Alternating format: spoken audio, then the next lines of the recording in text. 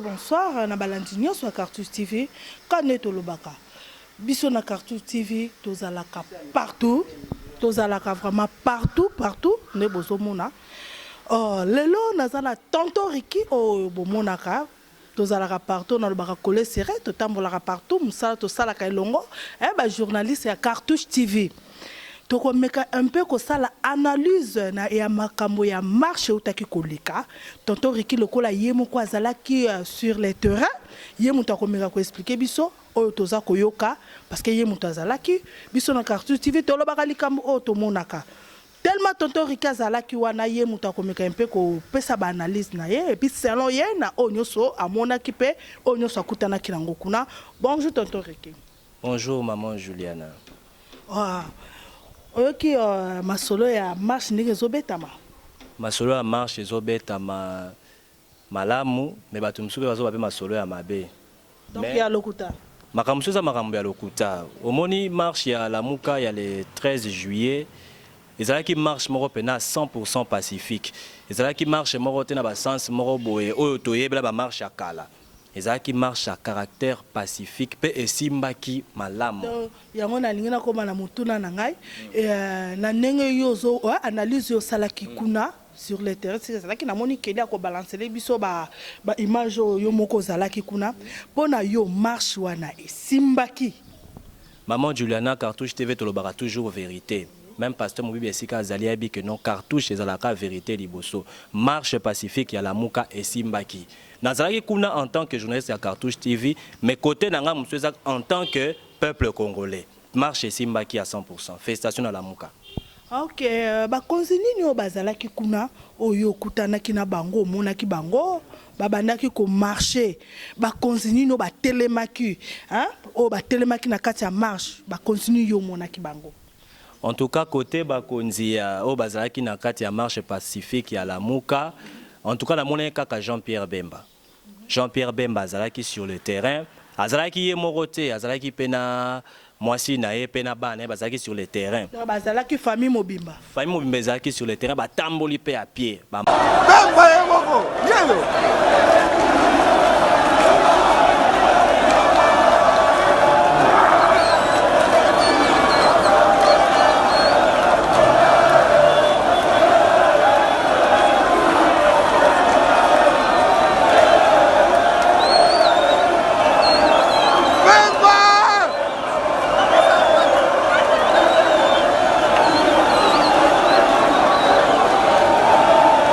Ba tamboli bana population et longo tozo tambola bazo yemba donc ezalaki vraiment bien.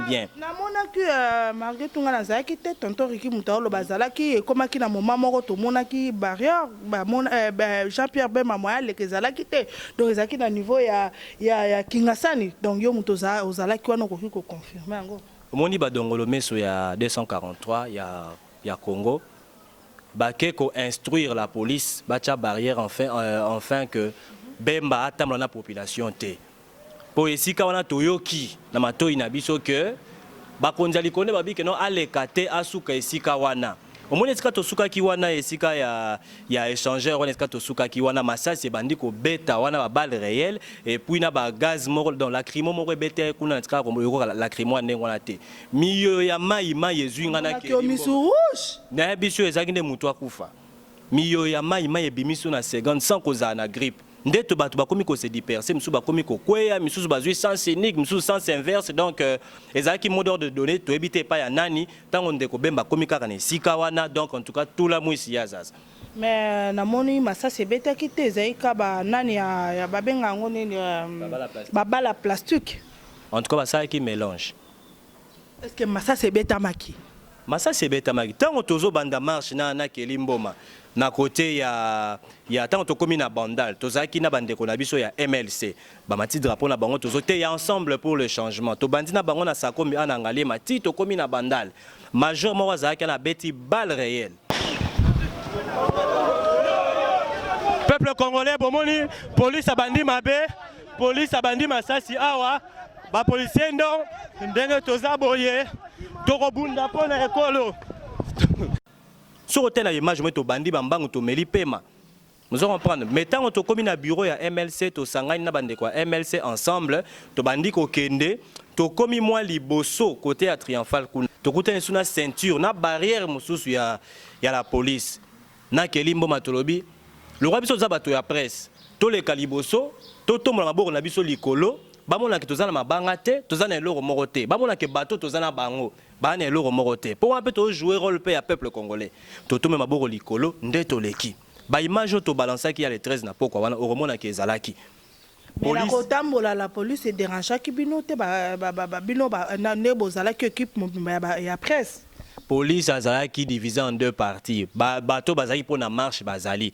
Bato bazali pour na marche pété bazalaki azo ki peut tout presse. Bongo ba image na pakati mbango ndenge nini. Ata badge na nga ya presse bazomona ngo te.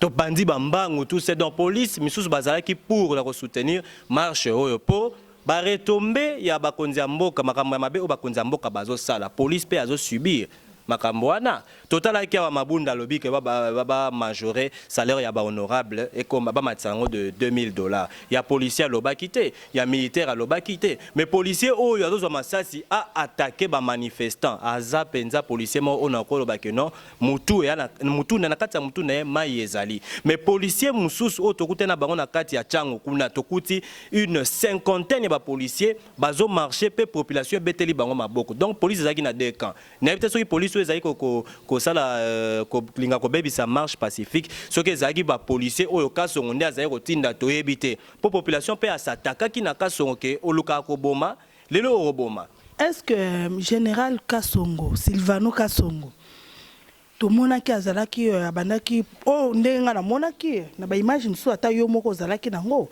parfois pe abandaki ko cadrer ba population ne bazoleka zolekisa bango boleka koto boleka est-ce que dérange ki bato ndenge ezalaka ba maya moto bazobwakela bato na nzoto ba balle perdue azomoto pona yo mto zalaki kuna azalaki équipe na mo mezaki vraiment na dérange pas. En tout cas personnellement ngaka son natikali komona été mais mubeko ya makasi ezaki na kati ya marche pacifique ezaki ka no bemba le kate après échanger bama ya moto oui ba soplaki batuma ya moto na miss no monaki combien de blessés.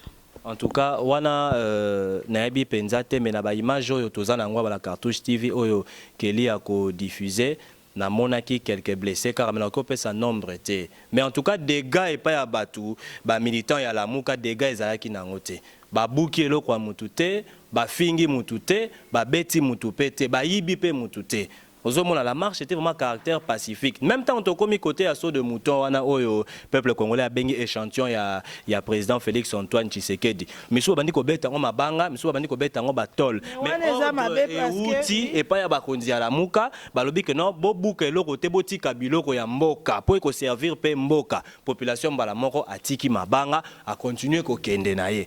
Vous comprenez? Yeah, tout ça qui est dans mon biso na Lubumbashi. Nayebi que yoza journaliste partout donc suki kana Kinshasa te oza partout na Congo mobimba. Na Lubumbashi to ka ki marche ko sala mais ti lelo to monite pona nini.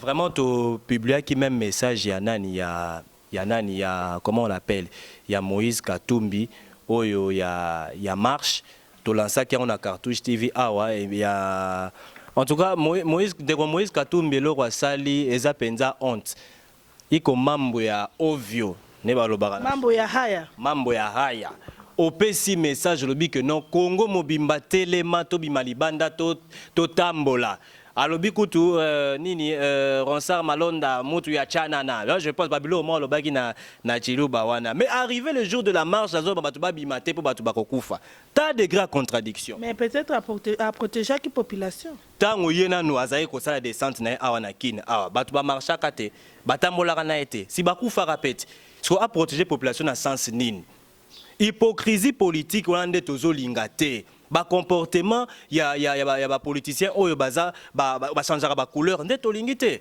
Vous comprenez? Hier Moïse Katumbi a affirmé, a confirmé que marche est causale. Mais après il dit marche est zaït. Nous avons un élément moko à Kelimbo a balancé les biso. Il y a ndenge batu ba recevoir changement. Il y a décision. Il y a Moïse Katumbi. On a écouté dans le bébélete Kelimbo a balancé les biso en tota. Banduku yangu bakatange baluswa bote. Mie Christian Kitungwa mina kuya niko na message à adresser premièrement kwa Moïse Katumbi Chapwe, deuxièmement kwa ba leader bale banajita ba leader la Fondation Katangese. Si on a mobilisé, Moïse Katumbi a mobilisé, nous les lieutenants, nous étions sur le terrain, on a mobilisé base pour que tout marche.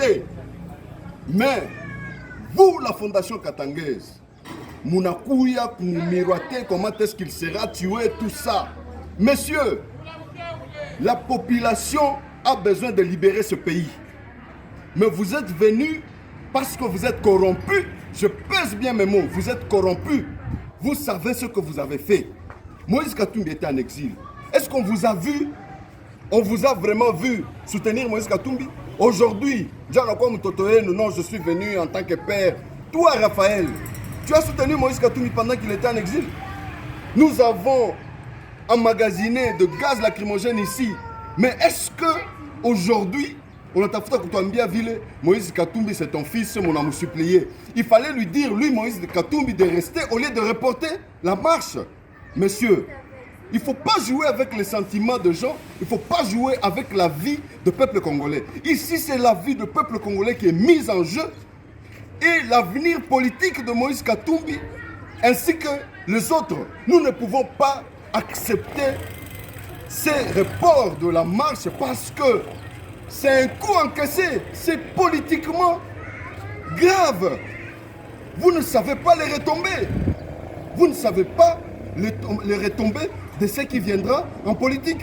Parce que Moïse Katumbi a mobilisé, mais aujourd'hui il ne sort pas. Est-ce que vous savez combien ça va nous coûter? Si Mbemba marche à Kinshasa, est-ce que vous savez ce que ça va nous coûter nous? Moïse Katumbi n'est pas président du Katanga. Il ne sera pas candidat de Katangé. Il sera candidat de la République démocratique du Congo.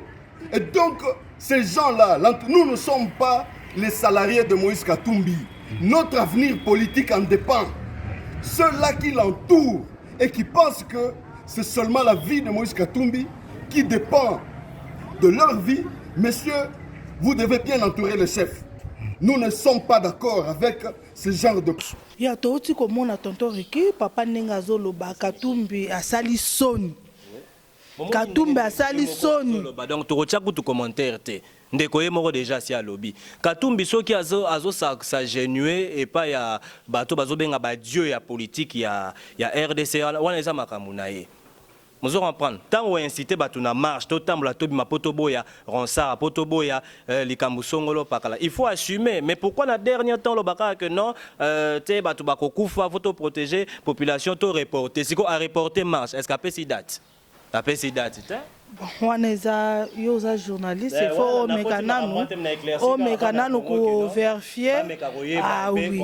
Bato à Katanga, à Manakebiko et à Koussilika. Trouver Yemoko sur le terrain, Yemoko Bemba. Baza combien de leaders dans la Mouka. Mais Bemba se retrouve seul sur le terrain. Pe Atamboli a lutter la population congolaise nyoso. Et Bandeliti Nasuka. Bemba Tamboli. Mais Katumbi pouvait aussi le faire là où il est. Et tant que journaliste. En tant que journaliste, nous avons le peuple congolais pour la vérité, où le biso peut bénéficier. Voilà. Il y a toké na nani ya Rossard Malonda. Et tant que journaliste, il y a Cartouche TV. Nani la mouka zobo ya Rossard Malonda pona nini. D'abord la mouka selon Bango, balobaba vola Bango victoire. Le président élu c'était Martin Fayulu, nazo bara selon Bango.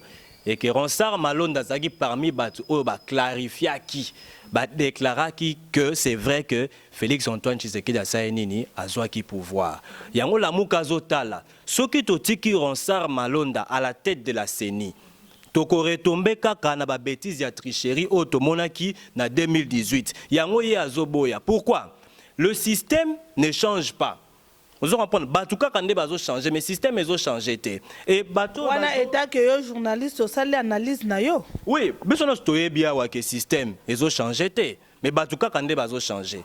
Vous allez comprendre, JKK a lingué que après Félix Antoine Tshisekedi, Moutoumoussou a désigné PKK parier.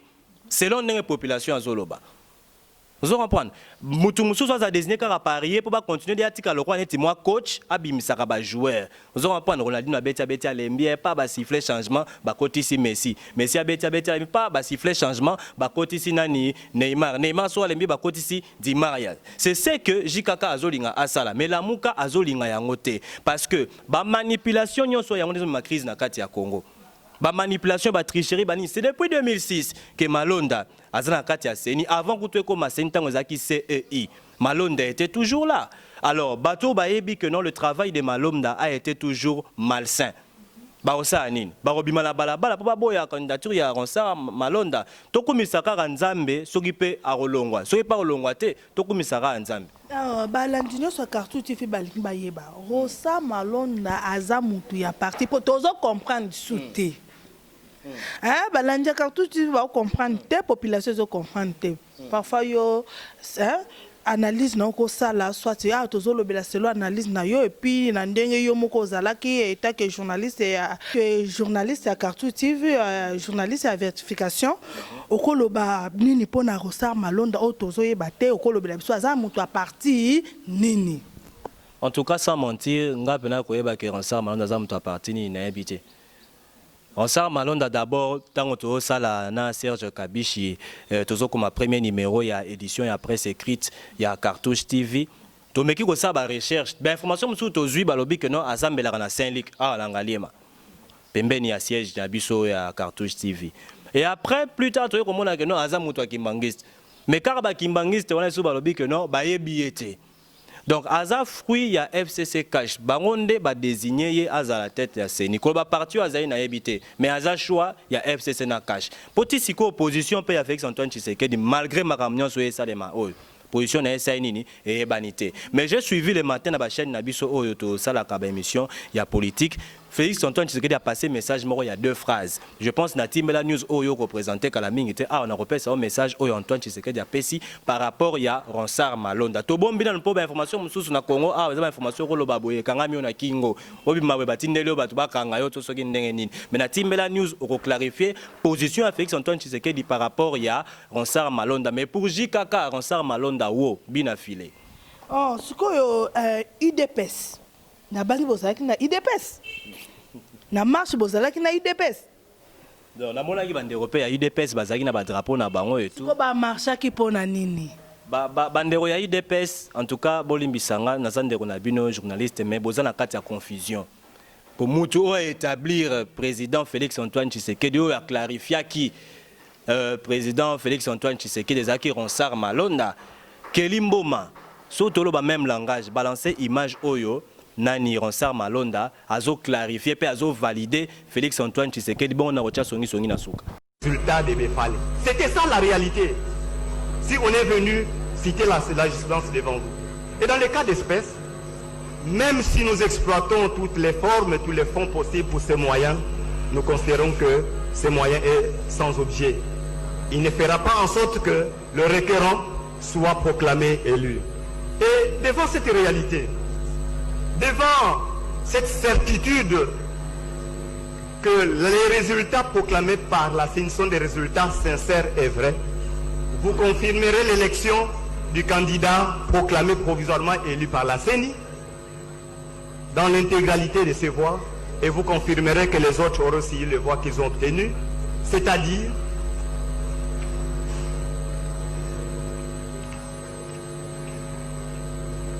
c'est-à-dire 7 56 013 voix, soit 38,57% du suffrage exprimé pour le candidat Félix Tshisekedi Tshilombo et 6 366 732 voix, soit 34,83% des voix obtenues pour le candidat requérant M. Fayulu. Voilà, nous estimons, Monsieur le Président, que nous avons formulé, porté devant votre haute juridiction. Voilà, commentaire à Rosa les alités, binomoro bauti kolanda, binomoro bauti komona. Siko mutu ndenge wana a validé Félix Antoine Tshisekedi DPS na balabala ponani. Ça n'a pas de sens. C'est la confusion totale. Et là, on dit que na balabala. Ça qui marche na bango moko et aboutir te. Bah peut ko s'infiltrer dans marche ya la muka na ba drapeau na bango. Bon, tu éviter confusion totale dans la carte ya muto ba militant ya UDPS. Mais bah que muto bango bazobo ya ende muto chef Félix Antoine Tshisekedi na bokonzi wana. Todo reki na moni yo po ya ki na mo choc na loboko mais siko ça va quand même. Bon, siko ça va malgré bande kwango ya la muka ba kika ko luka batu na bango bazaye kuno bazoka ki ba pesi bango ba mbongo kelimbo. Ya ko ba sika wala. Na moni batu nyonso bazoka ki batu la muka bazu moi tueke na hôpital mais bino na moni boyeka ba misu rouge Cartouche TV. Na moni elo hotel. Accompagner batu la muka sur terrain tout ça ba kipe bisoté. Bon, bisoto hotel la kaka le pasteur Mobibi ya poto sala kinde musala à partir ya ordre de mission oyaye. La muka ta été problème te. Mbala si mapete oya kaka. Misuso image ezali au senga keli a balancer bazu ba kanyaka ba chaku na bango bazwaki bato bazwaki ba balle en plastique na kati ya nzoto ba visitaki bango. La muka azalaki penza bien protégé na la police. Nani azalaki bien protégé? Ah, wana nde ozolo baba cascade to beti na kilibito to beti na keli mboma. Nga pona relaxa makolo na nga na TV te na na pota na lokolo. Mais fa ko kene na la muka miso nga ozo ata moi chaku na yo. Na boye baba mama mabanga. Tika l'église au milieu du village na accompagner avec la population. So la muka kanisi ote na Cartouche TV moi kania ka tokondima. Mais toze la kande ya mubibia. Voilà, malobano ya sukezani po na marche maraminyo so kutana kinayo okutana kinango pardon malobano ya sukezani. Le balanga ya sukezali que ndenge peuple congolais a télémaki ba maman, bana, ba jeune, ba bébé, ba koko bazaki na kati ya balabala que gouvernement na biso oyo eza en place et yo kakolela ya peuple congolais. Je pense tout le monde qui m'a kambali pe komi 300 matembele pe mati dollar est commis 1000 francs, dollar est commis 210 000. Dollar est commis 210 000. Sikoyo, gouvernement na biso ya plus de 243, ba meka kotala nano balance oyo mboke commis nango. Ba yo kapé oyo peuple ya zoloba. Pe ba satisfaire peuple. Pour peuple a outi koloba na micro nanga sur le terrain que ce qui est continué ba ko marcher, ba ko bimaka, ba ko marcher. Chose pire encore ba bika mbalo destination kingakati. À vous. Comme na suka ya analyse na biso comme to yamba jeune moko na bisa bino mingi na yamaka mingi ba jeune hein ba o bazana moi makanisi ya mulai donc mutu ya FCC jeune ya FCC Michel Kumu to remeka mpe ko lobela na ye masolo ya machette oyo balobi ye moko fayulu apesaki bato tala Deko Chadari apesi bato 10 000 francs ba infiltrer marche à la muka. Michel Nkumu il faut aya ko clarifier dans nos dossiers wana tozala ngona no ba recul tango royamba awa tuna ya clarifier biso yango po soki pe balingi tokota en profondeur to luka pe ba image soki ezali tokocha soki eza lokuta maboko kaka pembe. Tonton Reki malobano ya suka ezali nini moi dédicace c'est ça là moi bien malobano ya suka na hotel koloba gouvernement a valider marche pacifique et Salamaki peut apporter la solution. Salutations spéciales na Jenny Makela, Sarah Makela, Kevin Lukusa, Serge Kabishi, hashtag les managers, il y a des formes dance Raphaël, Sam Manzenza, salutations encore au pasteur Moubibia, na directeur Zézé lobby en tout cas la Mouka, félicitations. Toubika Bongope lobby en tout cas la Mouka, wow. Nani monsieur Mbappé lobby en tout cas Tikali Simate, Cartouche TV sur le terrain à Sepelaki. Makasi, na représentation salutation à Henriette Makela, la maman des enfants, Françoise Acha Rachidi, maman Nangaï, Ryan Moulalou Rachidi, mon fils et Christevi. Ndeko Michel Kumu, bonjour, bonjour. Bonjour madame, bien. Namoni FCC zo formé mingi ba jeune hein? Bien sûr, c'est la jeunesse qui est le relève de notre pays.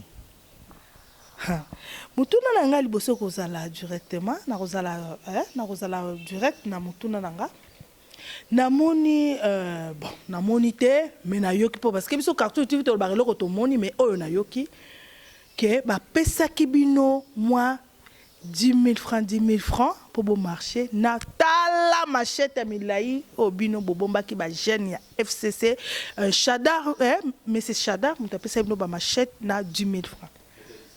Bon bébé ça marche. C'est déjà faux et archi faux. Biso ba jeune ya FCC plus particulièrement à PPRD. Tout ça, quand on a une méthode du entre guillemets, on a eu biso tout ça, on a aligné à la démocratie. Tout ça, on a violence, quoi. Tout la violence, tout on a aligné à peur, on a vu la démocratie, M. Joseph Kabila.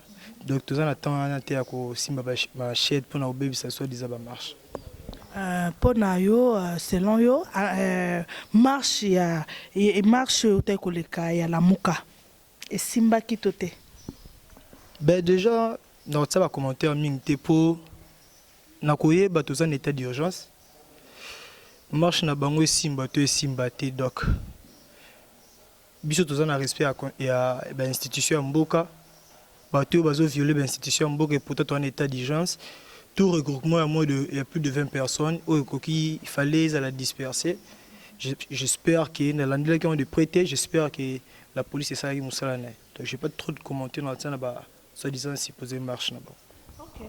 En vue à FCC par rapport à marche. Avis à FCC par rapport à marche. Oui, il y a théâtre, tout le monde a théâtre de chez nous. Pays comme je viens de le dire, qui est en état d'urgence. Bah, responsable rôle à la Mouka, qui réunit 20 personnes, qui est déjà l'État Boyaki, va réunir un groupe, il y a 20 personnes, et Bango va réunir Bango, et puis pas trop de commentaires sur ça. Bateau va violer l'institution, va respecter rien. On regarde seulement. Donc, il y a une marche sur la Mouka Sali, il y a un théâtre. Donc, il y a une aventure, violation, pardon. Pour nous, selon Bino, FCC na Koloba. Oui, bien sûr. Il y a violation. Il y a violation par rapport à Mibeko, chef de l'État Pesaki. Pour tout ça, déjà, l'information que Bato a prolongé était déjà sur 15 jours, Bato a voté dans le Parlement. Et Bango, Mibeko Pesamaki, pas plus de regroupement, il y a 20 personnes. Et tout le monde va réunir Bato et Belé. Donc, il y a déjà violence dans Mibeko et à Moukonzamboka. La Mouka, si on récupère Bato Belé, c'est que y a un gagné qui n'a marche wana. C'est que y a un gagné na marche wana, mais yo na moni bino Bato FCC bozo benga ngo za théâtre, mais biso na ndenge to moneli tonton Reki moko azala ki sur place, to moni ke asila ki vraiment kozwa ndambo ya population ya Kinshasa. Na biso nyonso tozali na koyeba ke épidémie pandémie menacé monde mobima eza ya Covid-19, distanciation sociale, les acquis il y a 1 mètre. Bazaki na bakashne quand même. Distanciation sociale, il y a 1 mètre. Tout le monde a dit bazaki collé serré. Sueur, mutoki transpiration, bakashne il y a pas nombreux bazaki. Est-ce que nani Covid-19 malade des opé ça mana transpiration tous les opé ça mana donc na ko solo la c'est là ba salut voilà ce que zo sotele mulinga les opé ça mais opé ça na mutokite. Ce que opé ça na mutokite pourquoi ba réfléchir to opé ça na bambote, ba singa tous na distance à 1 mètre. Ce que opé ça na seulement na ko solo. Pourquoi ba singa to ça to la tabakashne, pourquoi ba singa ba distance wana? C'est parce que Covid-19 c'est soi-disant réel. Donc les dirigeants et la Mouka, je crois que bazaki ba autorité conscient, ils devaient au moins respecter ça. Donc tant que respecter on donc respecter même vie à paisible citoyen congolais donc ça quand on a vie à congolais mais ceux qui va respecter qui pour nani te que bino bofanda qui to qui va pesa no 10 000 francs bino pe bozana na kati c'est que bino pe bo respecter qui te c'est faux et archi faux. Oui, IDPS peut respecter qui te IDPS to raison na sujet IDPS pour baza bango moko peuple caméléon baza ba militaire caméléon ba yebelo ba lukate. On peut même le bon Dieu moi on peut pas être ni chaud ni froid, je te vomirai. Baza en opposition tout ba na majorité. Aujourd'hui ba yeba baza parti présidentiel va diriger pays. Parce que qui ko bunda contre Ronsard. Pourquoi? Mais na ndenge tozo yo kapé na ndenge tozo mona babi Ronsard malonda za mutu na bino. Premièrement, mutu na biso eza ba confession religieuse de bagi na pouvoir ya ko voter Ronsard. C'est ni le FCC ni la Mouka ni IDPS ni MLC. Mikonzi ya l'église nde ba poni candidat ba Ronsard sur 8 otoyoka ki konzi église à côté nini catholique to kimbangiste bazala ki 8 confessions religieuses 6 ba voter pour Ronsard na koyeba ke Congo eza pays laïque eza pona ba catholique ni ba protestant 8 confessions religieuses sur 8 6 ba voter Malonda alors biso FCC tondimi mibeko ya ba mais normalement autu wapi na catholique to na kimbangiste Ronsard Malonda za muta société civile. Donc pouvoir wana ezongi na ba confession religieuse va voter candidat na bango sur 8 confessions religieuses 6 donc largement majoritaire va voter Ronsard. Et le baquet ko déposer ndenge ba la procédure na bango FC Saza concerné ni de près ni de loin la candidature à Ronsard Malonda.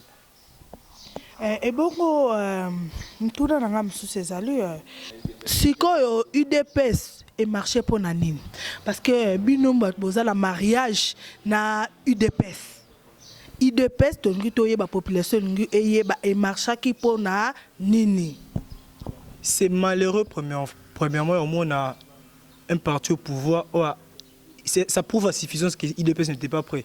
On ne peut pas être opposant tout en état au pouvoir. UDPS tina marché. J'aurais aimé que Zana Moutouma UDPS a expliqué na bisopé na coalition pourquoi Boba marché. Si longtemps que tu as dit que bah résultat en 2018 et ça qui est en faveur na président au hasard actuel le président Félix Tshisekedi aza UDPS. Ce que si il y a une bazo culpabiliser bazo ko funda Malonda que azaki parmi bato ba favoriser qui tricherie na CENI. Donc il faut conclure que Lamouk avait raison avec Fayou de dire qu'il était élu président de la République. D'abord, c'est raison. Il faut supposer. Pour trouver la raison valable de la marche au IDPS à salir contre Malonda. Pour si longtemps que Malonda n'a même pas encore été établi comme président de la CENI. Mais pourquoi vous s'agitez bongo qu'il avait triché les élections? Sans pour autant dire aussi que Malonda Zalaki, secrétaire national de la CENI, il n'était pas la organisation de la décision de la CENI. L'organisation de la décision de la CENI, c'est le président de la CENI n'a pas délégué à la parti politique Tindaka n'a pas la décision de la CENI. Malonda n'avait que lui, Oyezaki n'a pas papier, Oyezaki écrit comme ça, comme secrétaire doit faire son travail. Comme un secrétaire qui fait très bien son travail plutôt. Tomoni FCCP bazo préparer marche. Bazo préparer marche pour Nanini. Et puis, est-ce que il y a UDPS qui a la marche? Premièrement, on a besoin de marche FCC, mais plus particulièrement, il y a PPR qui organiser marche et précision. Nous avons besoin de Songolo Pakalabako na marche. Nous avons PPR de la démonstration de force. Et nous avons marché pour avoir besoin réel de la population, pas de distraction. Il y a soi-disant ronça, machin. Biso to marché pour avoir besoin réel de la population. Le peuple même. Nini besoin nini au binombo marché pour na yango. Kabila tiki dollar na combien le dollar il y a 2000 francs. Kabila tika qui lipa na quantité ni le lipa 200 francs na ebité so ezalaka lisusu. Kabila tiki alors on a ningina comprendre mon cœur parce que nazaki déjà na site solo là qui déjà na moko na bino bozo marché pour na lipa et mati mais bozo marché pour na lipa et mati bozo yebate que dollar pe koto eza komata toujours marché pas seulement pour na lipa pour l'insécurité. Aujourd'hui la RDC a attaqué na tous les huit frontières tous a attaqué tous a agressé. Sous Kabila tu connaîtrais biloko anate. Insécurité dans le pays, on va marcher sur ça aussi. Tu vas marcher pour na. Toi dollar ils ont maté ils ont quitté lingi ministre économie azoloba rien du tout. Ma pas le commune habité ma pas 200 francs le zala les sous. Bino bo profiter kaka ndenge marche ya bana lamuke ye bino pe bo profiter na ngo boza na marche bozo marcher pour na biloko ekita. Au contraire so tali ba date ya ba marche ba théâtre ezalaki au monde que biso to annoncer marche avant. Ben pourquoi bozala ki rapide bozelika ba marche msusu le cas et bongo bino pe botie date na bino pour bo profiter kala ba marche oyo ndenge nga selo analyse nanga. Simplement FCC eza plateforme il y a des responsables. On savait très bien que pays en état d'urgence vu que tu respectable institution mboka peu importe qui le dirige. On devait attendre l'état d'urgence, soit ceux qui les ont prolongé, on retardé marche, ceux qui les ont toujours maintenu, on retardé marche, ceux qui les ont levé, d'être fixé date pour la marche. Vu que l'état d'urgence est prolongé, on ne pouvait pas fixer la date précise pour la marche. Tant que bango baza peuple moko profiteur, je peux dire que biso toza dirigé par des responsables, tous l'état d'urgence ici là et la date sera connue d'ici peu là. Nayoki nazongi na maloba na yo uti koloba que bino bato ya FCC boko sala démonstration. Bozo sala yango contre banani. La politique est guerre ya ba militants aussi. Faut pas l'oublier. Tout ça la démonstration de force dans le sens que tout le monde a les canatés va le bac peuple.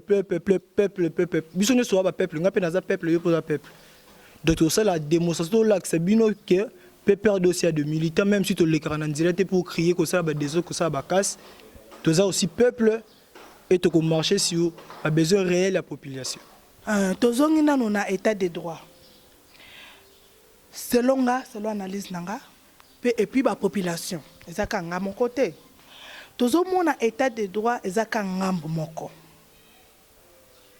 to retourna sikoyo état que yo jeune ya FCC est-ce que le kamunazo loba eza ya solo to population eza ko réclamer état de droit eza ngambo moko eza ya solo to eza ya solo to kene état de droit normalement na pays loi République démocratique du Congo normalement état de droit fait ça là mais peut-être état de droit bandi lelo to mongo ebimisi kana dictionnaire jusqu'à présent état de droit selon bango mona état de droit ko sala ba procès théâtre ba procès au ba kanga avec 20 ans de prison mais sans preuve pas de problème état de droit aussi ils a ko respecter aussi ba bien abatu état de droit ça c'est la démocratie ça seulement te copier Kubuka banda ka batu état de droit ezali ko respecter place liberté na yo souki place mningi bandi yango état de droit ezate ko sala ba théâtre RTNC okango butu mobimba pona soi-disant procès to komi ko koma na suka émission na biso état que yo jeune ya FCC na lingi na koma na suka émission na biso mais nazana mutuna moko na koki kotuna FCC na cash libala nini eza na kati wana oyo eza ko telemisa motema ya population tango nyonso. Bien sûr même si na famille nyonso tout ba problème ezanga baté mais tant que les deux dirigeants ya coalition le sénateur Joseph Kabila et le président Félix Tshisekedi tant que bazana ba loba non liloba moko nous militants, on ne peut que... Mais population zolinga liloba moko wana te. Population zoluka libala wana ya FCC na cash e katana. Biso mo continue biso ya FCC lobaka. Biso FCC tozala le dernier à okita ya ko longwa na coalition. Soki bango ba moni que c'est bien bon ya ko kata coalition, tant mieux to que na cohabitation alors.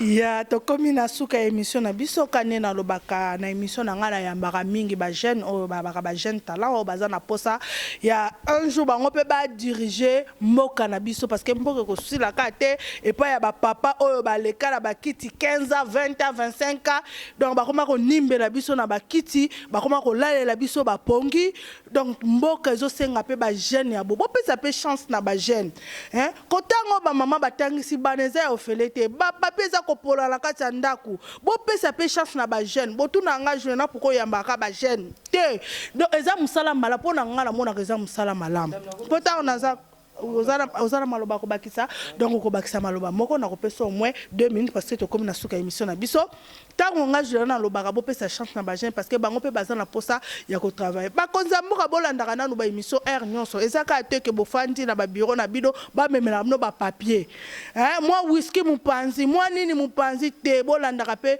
makambo population zoloba ba jeune aboye omoni ba idée akala muto so safandi 15 azaka na idée moko akoyelo idée sikate akoyelo ka idée o azalaki nango na 1 année 2 ans 3 ans ya 15 ans ko memaka ya 1 année na ko memela yo mais ba jeune lokola o azana idée na noza o balobaka ezana ya sika eza fraîche a memelo idée mususu poto ta l'évolution ya mboka ndenge nini ekokende et bongo tozongi moi 2 minutes kolexa 2 minutes poto komi déjà na soka émission kenimbo mazo signaler biso na sima.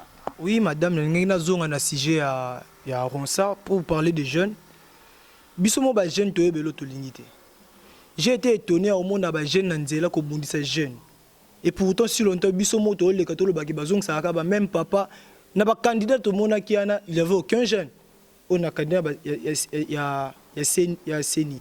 Il y avait l'ancien cardinal Monseigneur, il est déjà à 80 ans d'âge. On a travaillé durant 15 ans à Seni. En expérience, au Seigneur pour na Seni. A postulé, la confession religieuse va voter. Nous jeunes soutenons Ronsa Malonda. Parce qu'il, premièrement, il est jeune, pour tous les Lucas, jeunesse et relève. N'engana baksa juste wana jeune tous à la conscient et l'autre ligne. Tant que yo jeune okoki kolobani ni pona bakonzi amboka. Bakonzi amboka, moi je n'ai pas trop à dire. Vous travaillez mingi, vous savez beaucoup ça la boutique la jeune pouvoir. Merci beaucoup à Tokopi Nasuka émission Nabiso. Donc Balen, Liandambu, Bombandambu. Na bosanité na sima caméra na zaki na kelimboma e bambote belé na pasteur Mukamba Mubibia elongo na famille na Mubimba et bon na bosanité directeur José na États-Unis Raphaël Moulando à partir ya Kinshasa donc Mupanzi ya lekisakate moi ba j'aime ça la bien bo s'abonner na bosanité Toubi Kabongo yo zalara toujours na pona ko kotila biso ba commentaire et puis ba j'aime na bino zalara toujours to komi na suka émission na biso évolue seuls les imbéciles ne changent pas tout change tout évolue seuls les imbéciles ne changent pas j'insiste je persiste et je signe les ennemis de l'Afrique ce sont les Africains. J'insiste, je persiste et je signe. Les ennemis de l'Afrique, ce sont les Africains. Les imbéciles ont décidé d'entrer dans l'histoire. À reculons, les peuples bâillonnés écoutent la symphonie des canons. Les Algériens égorgent les Algériens, les Somaliens fusillent les Somaliens, les Rwandais génocide rwandais, les Burundais découpent les Burundais, les Congolais massacrent les Congolais, les Angolais brûlent l'Angola.